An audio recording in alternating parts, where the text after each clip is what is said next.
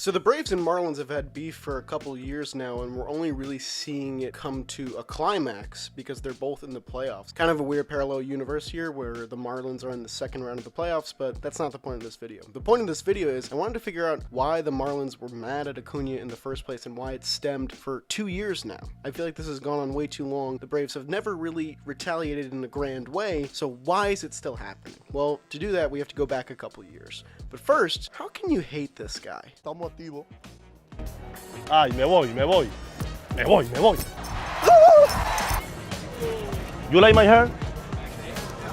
Why no? No. That's good to play baseball. That's good right there? Yes. Y que la calle bota fuego. Y mira, mi hermano. What is your impression when you winning Rookie of the Year? Hey, I'm feeling amazing. Ahora dale. Pum. Corte, regresamos.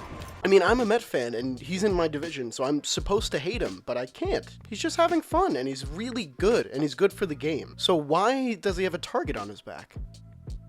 To understand this beef, we have to go back to August of 2018, where Acuña was really setting the MLB on fire for the first time in his career. He homered in 5 straight games, and he was the youngest player to ever do that. The first 2 of these home runs took place against the Milwaukee Brewers, but then the Miami Marlins came to town, and they fell victim to it even worse. Acuña takes Pedro Lopez to dead center there in Game 1. This was also the beginning of the tirade of leadoff home runs that Acuña would be hitting all season and in future seasons. This was the 4th one in a row. It comes off Gonzalez. And yeah, the Braves were just like a very young and fun team to watch, and this was their rise to domination in the NL East. That's been taking place every year since. 2017 and the years before was kind of the Nationals run of the NL East. There's the 5th one in a row off Trevor Richards. This guy freaks out because he caught the legendary ball. And then this is what gets the target on his back. I think it's that. I think it's the little bat flip. And then he's gonna homer off Conley later in the game to make it 6 in 5 days. He's just been dominating the Marlins, who, bear in mind, are still a basement dweller at this point. It's not 2020. It's not the upside down year we're experiencing yet. The Marlins are a very bad team, and they're getting dunked on by one of the new best players in the league. So naturally, they're probably a little upset, but the way they go about handling their anger is a bit misguided, and we're going to see that now.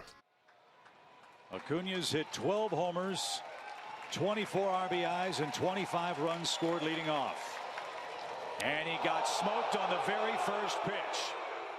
So yeah, in my opinion, it does not get any more obvious than that. If you're a Braves fan, this is very old news, and this was the big thing. Ureña was staring down Acuña while he was on the ground grimacing in pain. This is what empties the benches, and the benches stay empty for a very, very long time in this game. I cut up some of the footage that it doesn't go on too long, but this was a very, very heated exchange between 2 NL East teams who have pretty much never been the same since. There's been an ongoing dispute and rivalry between these teams ever since this. Acuña blew his bubble. He knew what was up. He knew he got hit on purpose. Don Mattingly sticks up for his players, but it's a little bit of a classless act here because I'm pretty sure he would be the one that would order that hit. Ureña got tossed after 1 pitch. Acuña leaves the game after this, so there's bad blood, and it only gets worse from here.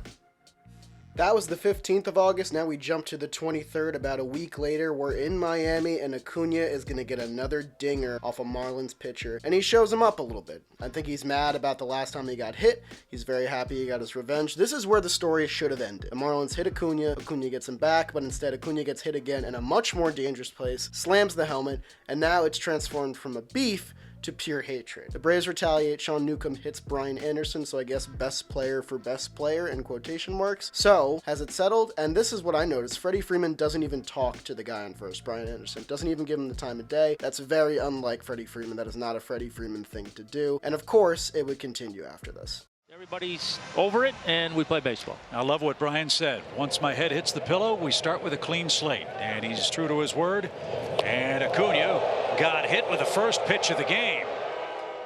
It's now August of 2019. We're a full year later, almost to the date, and this one was bad. Again, on the first pitch of the game, this time it's Hernandez, who doesn't look remorseful at all. There are no ejections. I think a warning is issued, but that's pretty much it. This guy just looks calm and casual, just staring him down. It's so obvious that the Marlins are doing this on purpose at this point. And Snitker, say what you will about him, he's obviously heated, and he's going to defend his player. Don looking a little bit smug here, and Snitker ends up the one getting ejected. John Boy did a great video on this a I'll link it in my bio if you want to take a look at what they were saying. Garrett Cooper's just licking his lips because he knows what's going on. He knows the Marlins did a very bad thing, and they're getting away with it. So Acuña gets hit, his manager gets ejected, and the pitcher will stay in the game, so no justice this time for the Braves, which brings us to 2020. Is a stud.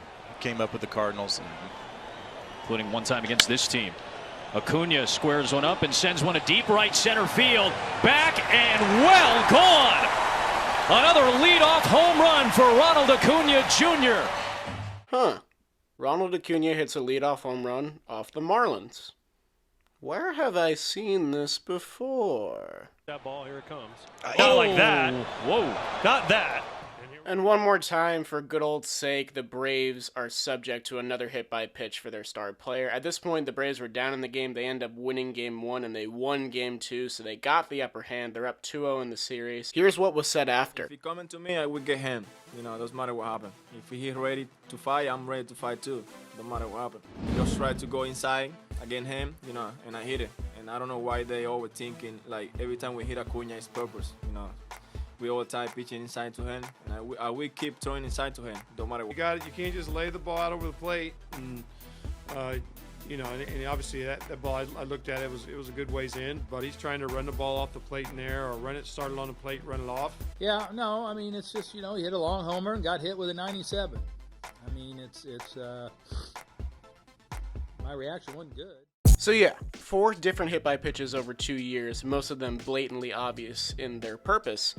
But still no grand retaliation from the Braves. The biggest retaliation they're getting is taking a 2-0 series lead in the NLDS. My thoughts on the whole thing are the Marlins need to let it go. I think it stemmed from one showy bat flip and a crazy run by Acuña, or the fact that they just can't get him out. And if it's the latter, that's really embarrassing, that you have to hit a guy over and over again just because you can't get him out. That's ridiculous. In my opinion, the Braves are the better team, they're the classier act, and I think they're going to 3-0 the Marlins in the NLDS, and that'll put a cap on this entire thing. I'm hoping that the Marlins never hit Acuña again. I'm hoping they'll get what they deserve by getting swept. As much as I want to see the Marlins keep their streak of never losing a postseason series alive, I don't think that's going to happen. I think the Braves are a much better team. The Marlins are a bit fluky and got an easy in with a Cubs team that wasn't playing that well. I think that's the reason they're in the second round. The Marlins don't belong in the NLCS. The Braves clearly do. So yeah, I'm hoping to see them 3-0 the Marlins later today, and Acuña get to celebrate the way he deserves, because he's a great player, he's a fun spirit, and he's good for the game. And as an interdivisional rival, I can't hate him.